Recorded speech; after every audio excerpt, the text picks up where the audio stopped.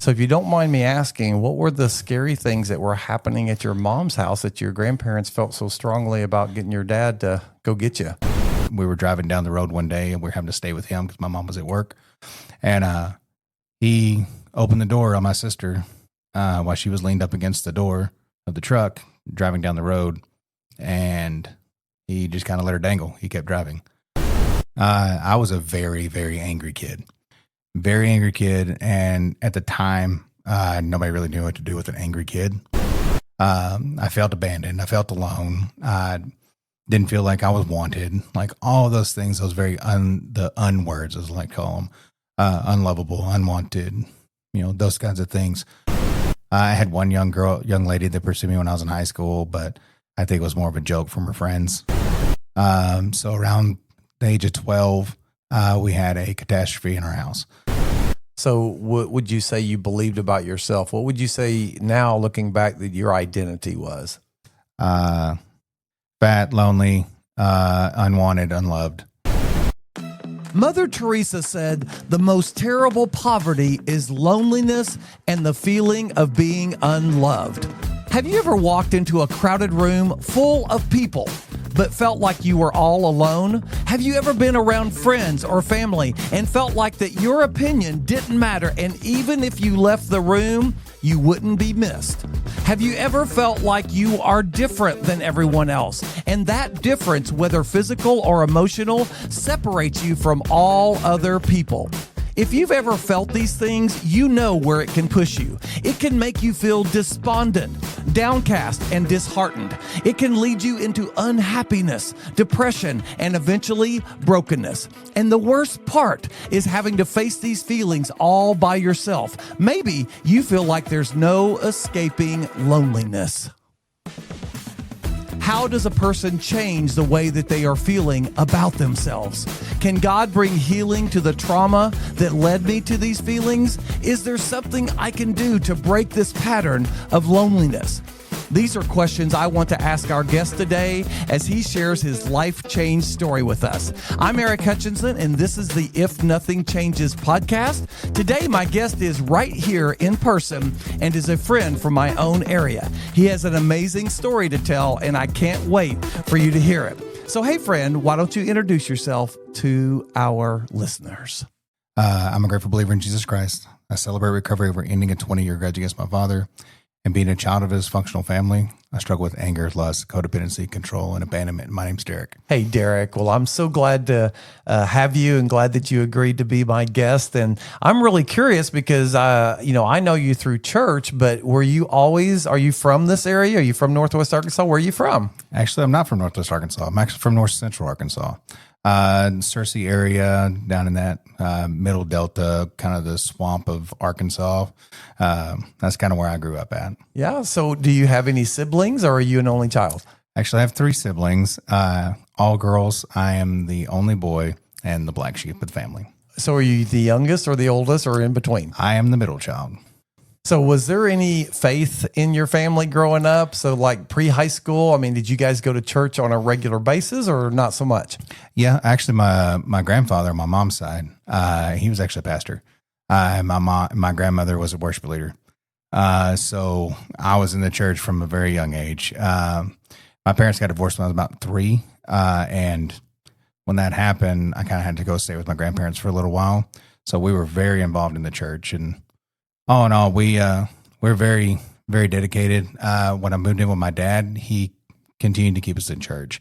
So walk me through. So you said you were 3 whenever your biological parents got divorced, and you went to go live with your grandparents for a while. So when did you move in with your dad? Was that the next step from your grandparents, was in with your dad? So what happened is we were all together, and then mom and dad split up. Mom took up me and my oldest sister, and then some pretty horrible things were happening, and my grandparents were pretty scared for me and my oldest sister about what my mom was doing. And so with that, they said, okay, they called my dad and said, hey, you need to get them kids out there now. So if you don't mind me asking, what were the scary things that were happening at your mom's house that your grandparents felt so strongly about getting your dad to go get you? So my mom was making some pretty poor choices with relationships. She had a man that was well, let's just say he wasn't the best person for us to be around. We were living in hotels or motels, doors on the outside, not doors on the inside. And I actually have recently went back to that same hotel that my dad came and got me out of. Recently, my body kind of really freaked out about it, but I knew it was something I needed to heal in myself. So we were there. We had a lot of issues. My mom's still trying to work, but she was still very much involved with the man. And he was supposed to be taking care of us. Didn't really take care of us. He was more, if you kind of look up the definition of evil, that's pretty much what this guy is. So when you say evil, I mean, was he into the occult or was he just into drugs or was there substance abuse? What was going on? No, extreme violence. Oh. Like extreme violence. And he really didn't love or care about my mom. He really didn't love or care about me or my sister. And my mom actually had a child with him. So that was my middle sister. But my dad came and got us after a pretty horrific thing. We were driving down the road one day and we were having to stay with him because my mom was at work.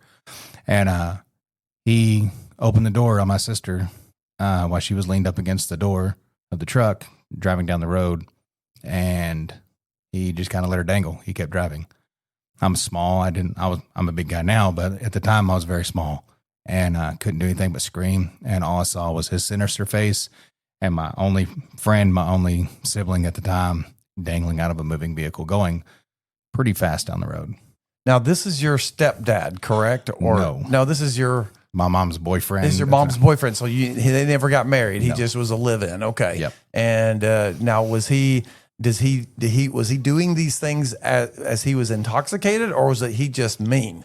I think he was just mean. I never saw any alcohol or anything in the house, but I was real young, so I didn't really pay attention to that kind of stuff. Later in life, he actually made a couple of promises to my mom. He said if she ever left him, he was going to kill her. And my mom eventually got out of this situation, out of the relationship, but he kept true to that promise. His next wife, he actually did. Oh, my word. So your dad came and got you guys. Yep. That was thanks to my grandmother, my grandfather, and my aunt. So when your dad came and got you guys, were all of you then in one household then? I mean, you and your sister? Me and my sister. So we were living in the hotel, in the motel. And my dad came and got us out of the motel. He was the guy that she was with was a maintenance man. So we were staying on premises and they had a big fight. My dad brought one of my aunts with him. And him and my mom and my aunt were fighting. My dad and him were fighting. And me and my sister were just standing on the sidewalk when it was all happening. So it's a little...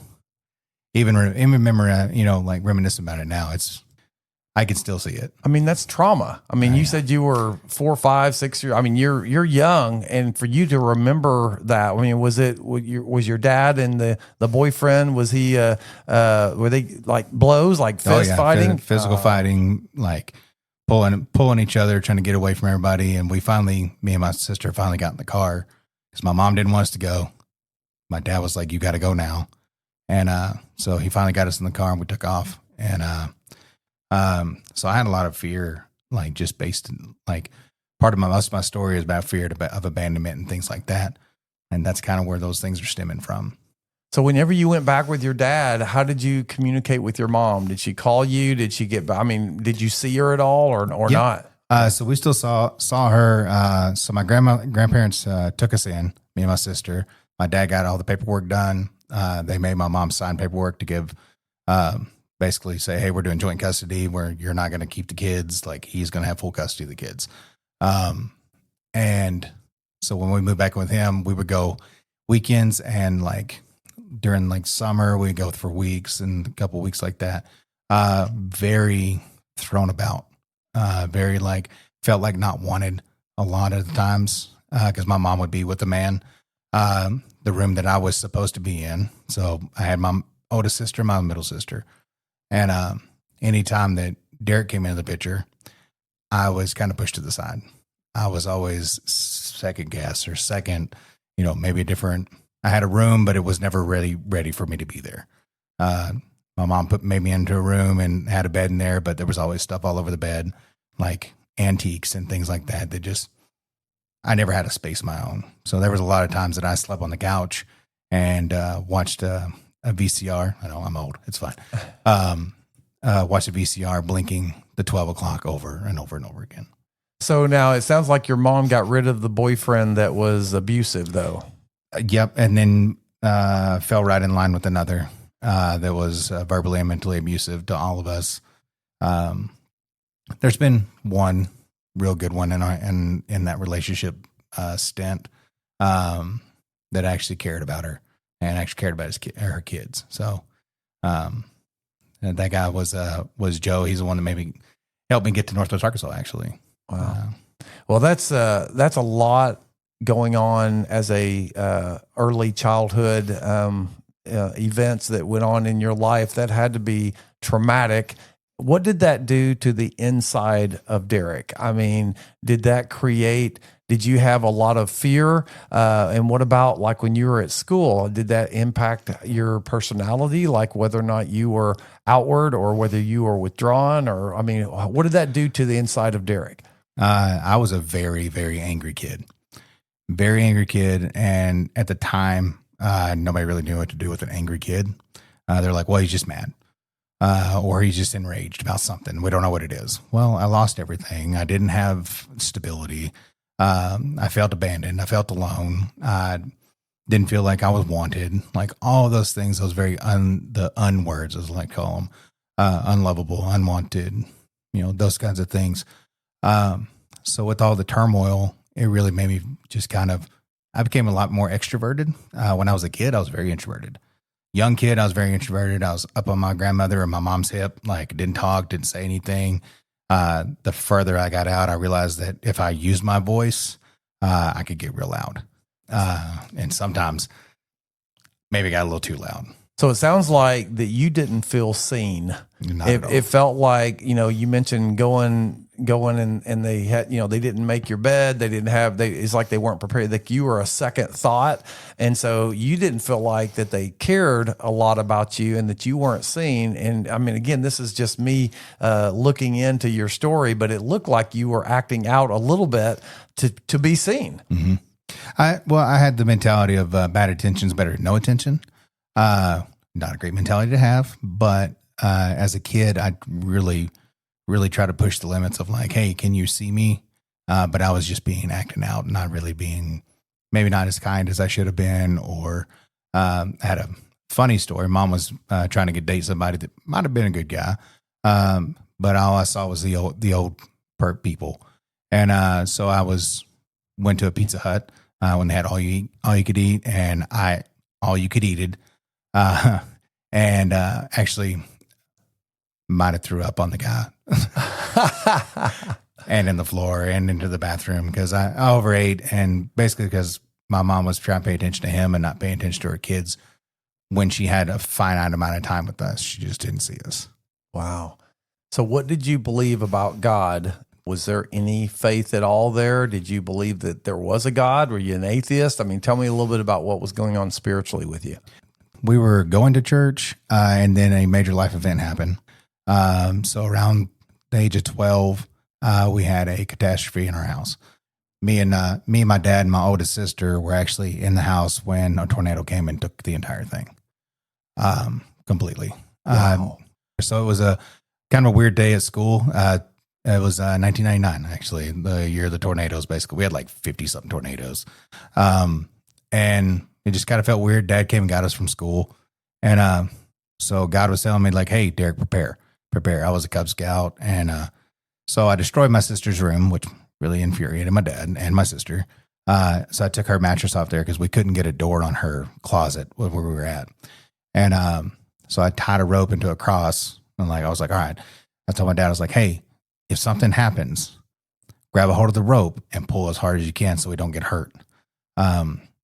And that was one of the things my dad said, that's the stupidest thing you've ever done in your life. Why did you do that? You're going to clean your sister's room. Nothing's going to happen.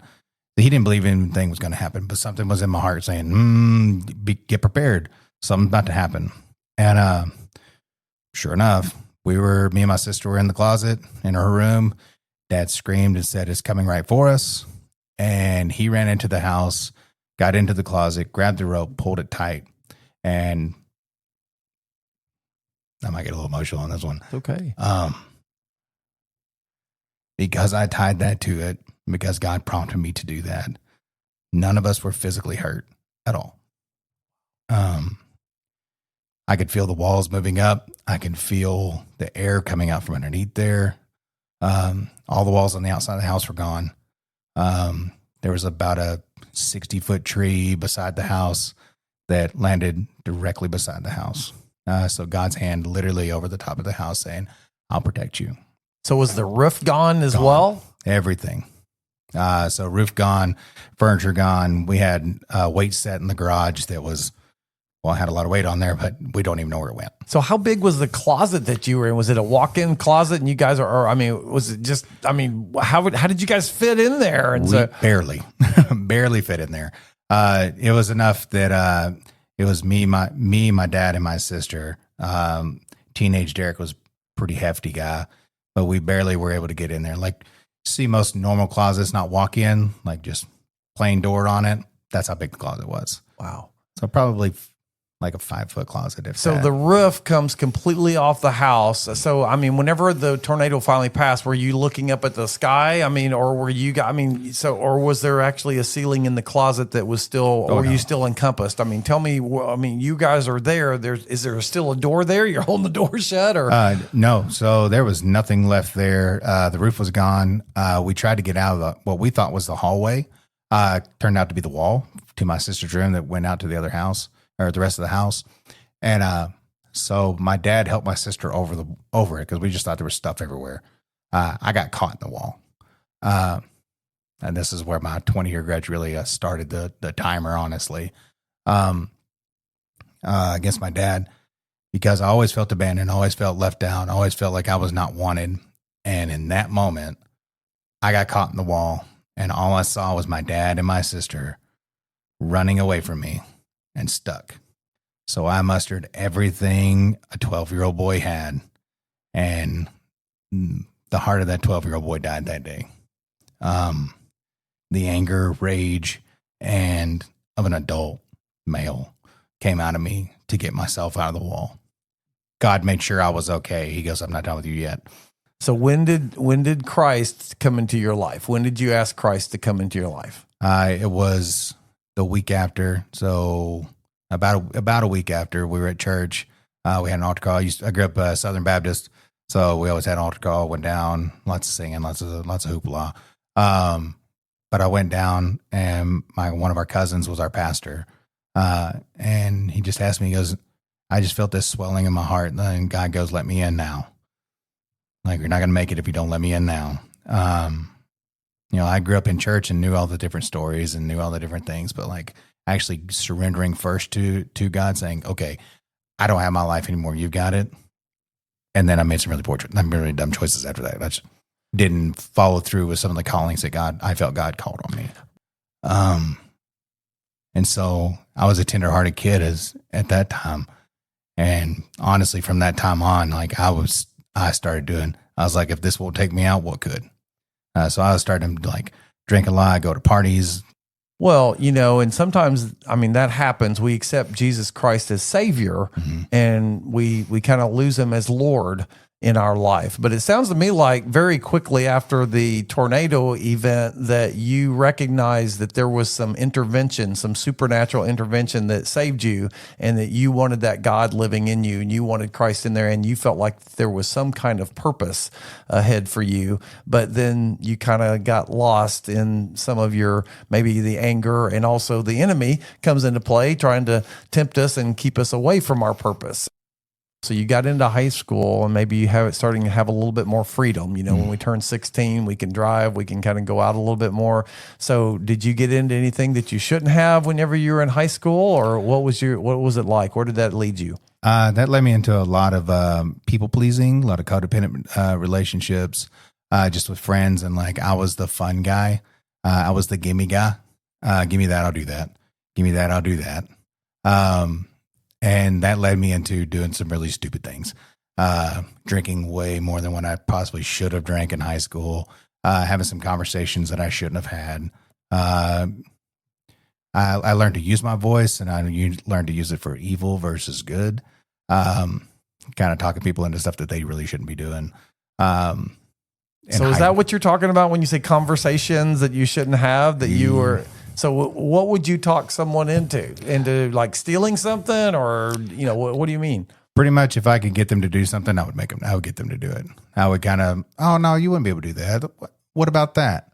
Or like just goes like prodding things that I learned from several of the men that my mom dated. Like, I didn't want to be anything like them, but I knew how they interacted and knew what I could say and how I could kind of manipulate the conversation.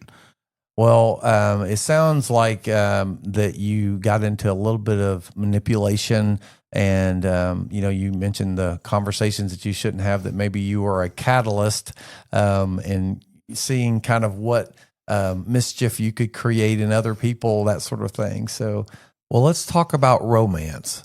So you're in high school. Did you ever have a girlfriend then? Did you have any relationships or not any? Not at all. Okay. I had girls that I liked, but they didn't like me back. Or I was the guy friend, always the nice guy, always the one that wanted to take care of people. And at parties, I was the protector. I was the one that was always there, that like, hey, things are getting a little too much. Let's move over to the side. But nobody saw me as like boyfriend material. They just saw me as Derek. They're like, yeah, that's Derek. Yeah, he's going to take care of us. Don't worry about him.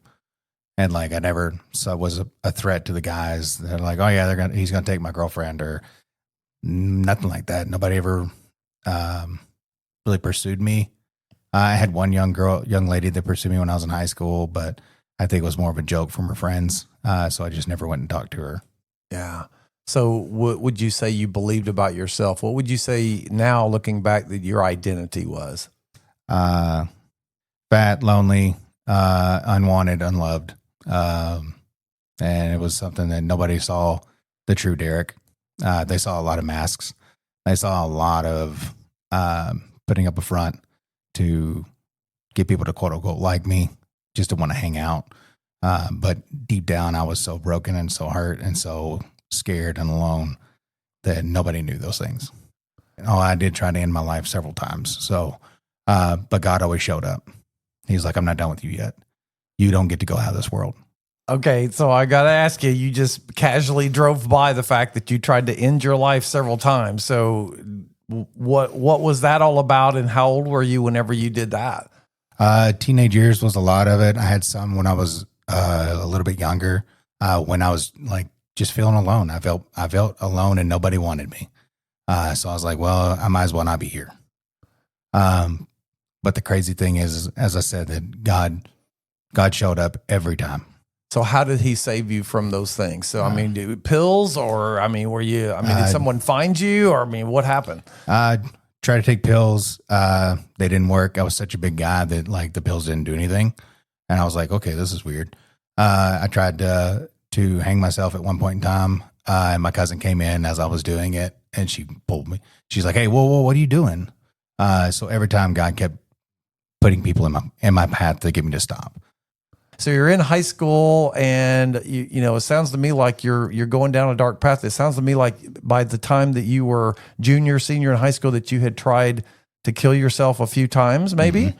Yeah. and not successful, but you're still got this feeling that you're not wanted and whatever. So it sounds to me like God's way off in the distance over here, or that you've turned your back on that, and you've lost the fact that that you've got purpose in your life. Is that accurate? Yeah. Yeah. And that didn't actually change until I was probably about 18. Okay. I graduated high school. Like, I never had anybody speak into me. Like, I had a couple teachers that did, but like, Dad really didn't speak into me. He told me I was going to be a bum my whole life. I was not going to ever amount to anything. I get a job, and he's like, why can't you just keep your job? And I'm like, I'm young and stupid, pretty much. But he never saw me as an authority on anything. Never saw me as like, a person that knew what I was talking about. So never really seen, even if I knew something that he didn't, he would discount what I had to say. And that's just kind of the way my life went for a long time after that. It was about 18. and I was living with my best friend at the time, or I thought my best friend, on his mom and dad's couch.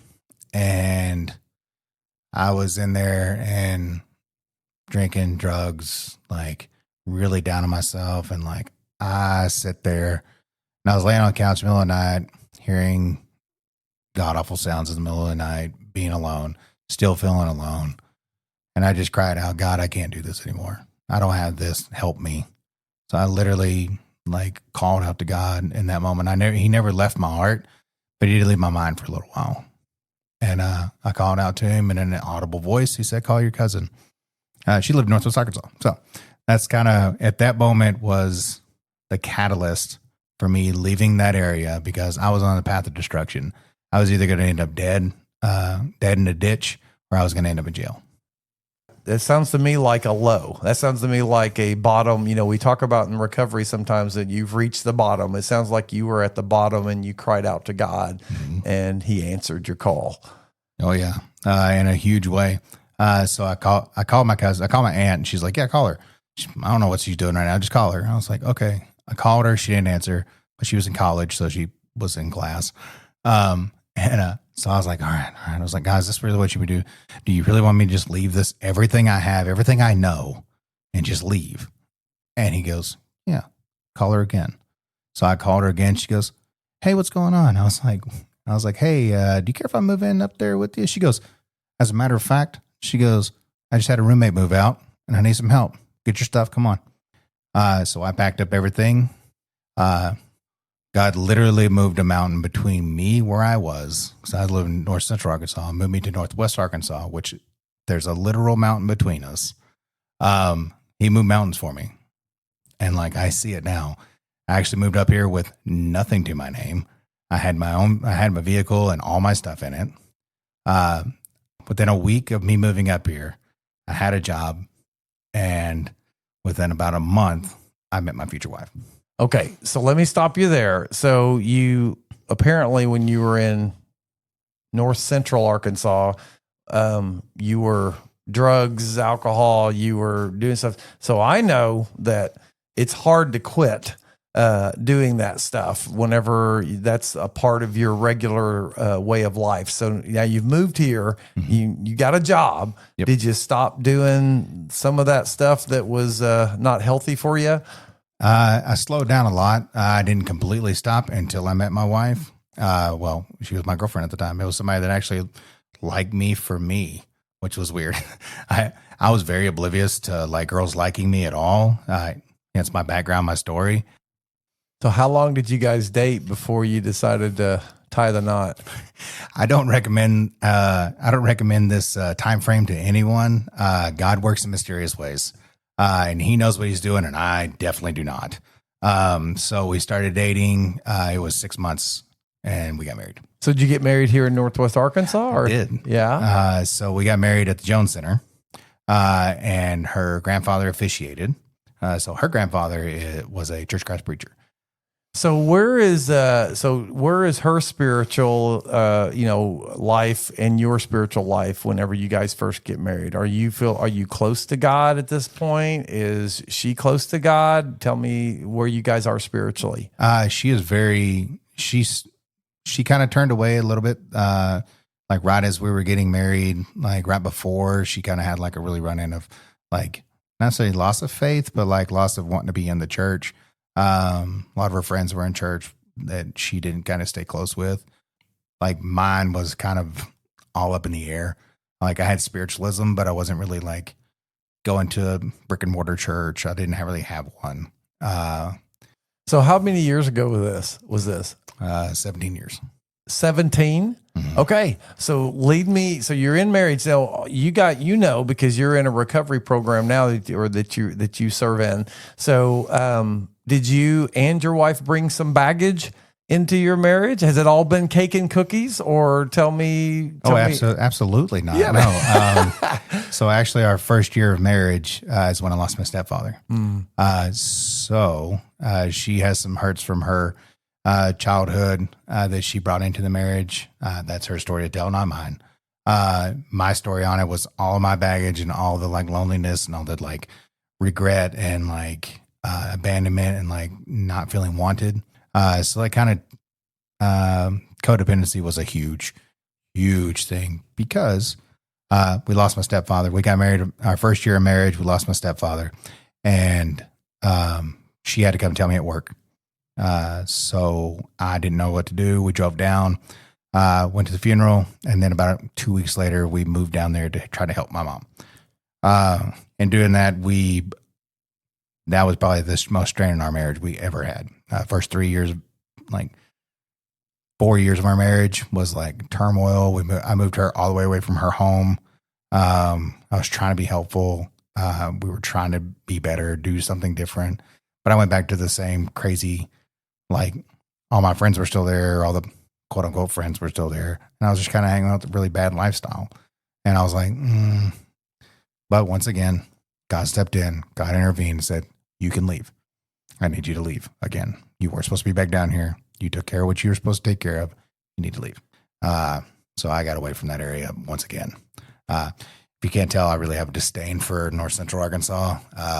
You got bad memories there as well. A whole lot of them. Yeah. So you moved back up here. Mm-hmm. How many years ago was that then? That'd been around about 12 years. Okay. So 12 years ago, you're up here. Did you guys get into a church at all? Did you feel, So we first started back with her home church. I was trying to get involved. We had a couple of ministries that we were involved in. We were doing a lot of life groups. So we were trying to do that smaller style. And then things just started breaking up. Like the church groups broke up. We would move and people would move, or we were trying to like expand, and then just like kind of fell apart. And I took a different job. And so my timing wasn't there. I couldn't get to church on every Sunday. I couldn't get to where I was wanting to go every day. And so it became really like challenging to try to stay like involved, because I tried to serve, and like it was felt like very gatekeeping of not being able to, if you weren't there for your whole life, you'd never serve. And so I always felt like the outcast. I never felt like I was going to be. I eventually was able to get to a position where I could start going to Celebrate Recovery. My wife's mother goes to Celebrate Recovery.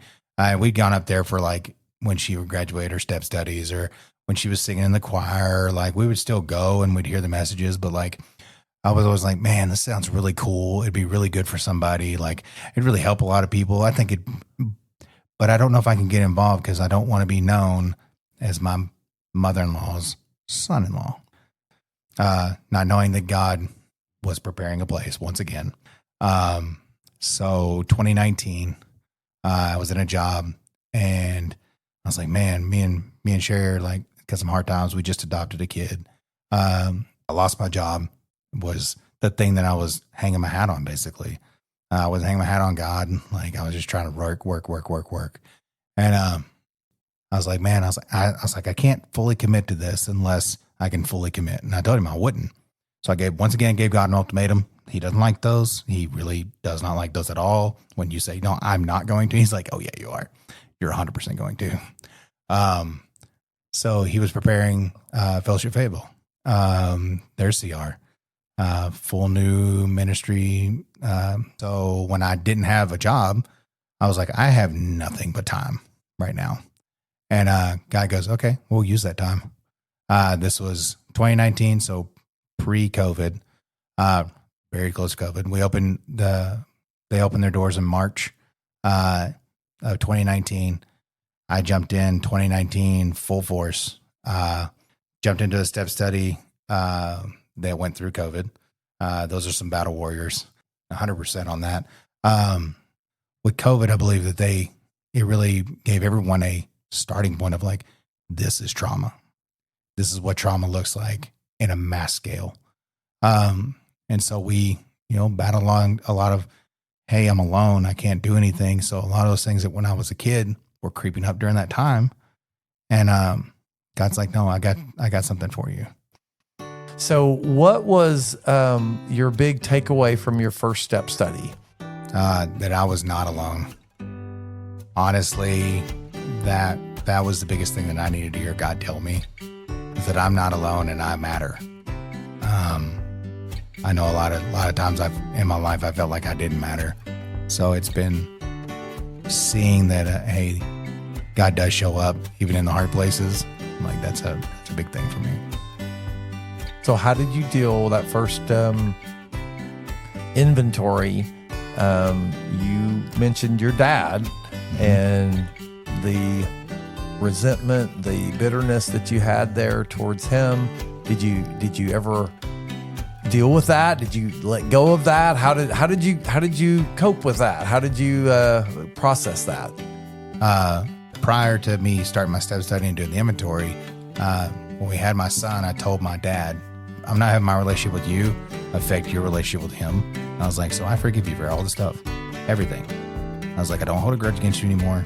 I'm not gonna do that. So seeing my dad as a broken person really helped me say, I had a conversation with him about that night, about the tornado, and him saying that was the stupidest thing he ever did. And he goes, Derek, he goes, honestly, he goes, that night, if you hadn't done that, he goes, we wouldn't be here talking if you didn't. I was like, okay. And he goes, and Derek, he goes, the cellular recovery thing you're doing, he goes, it's changing you. He goes, you inspire me.